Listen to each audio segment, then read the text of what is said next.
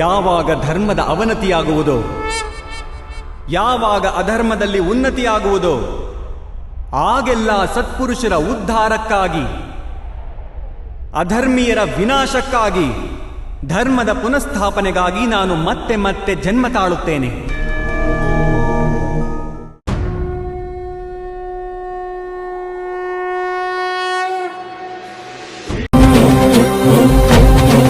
ಧರ್ಮವನ್ನ ಕಾಪಾಡಿಕೊಂಡು ಬಂದಿರುವಂತಹ ಒಂದು ಸನ್ನಿಧಾನ ನಮ್ಮದು. ನೀವೆಲ್ಲ ಧರ್ಮ ಸೈನಿಕರು. ಧರ್ಮ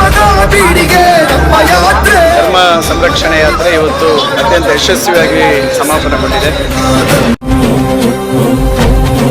ಧರ್ಮವನ್ನ ಕಾಪಾಡಿಕೊಂಡು ಬಂದಿರುವಂತಹ ಒಂದು ಸನ್ನಿಧಾನ ನಮ್ಮ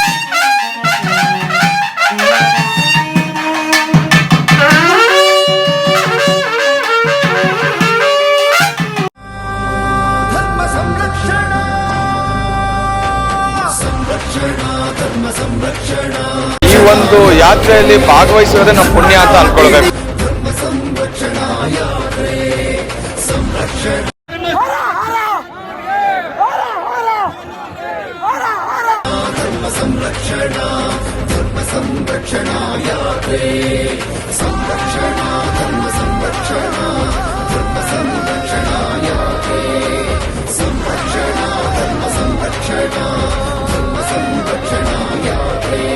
ಲೇಟ್ ಆಯ್ತು ಅಂತೇಳಿ ಫೇಸ್ಬುಕ್ ಅಲ್ಲಿ ಕಾಲ್ ಮಾಡಿಬಿಟ್ಟಿದ್ದಾರೆ ಸಂಚಿಲ್.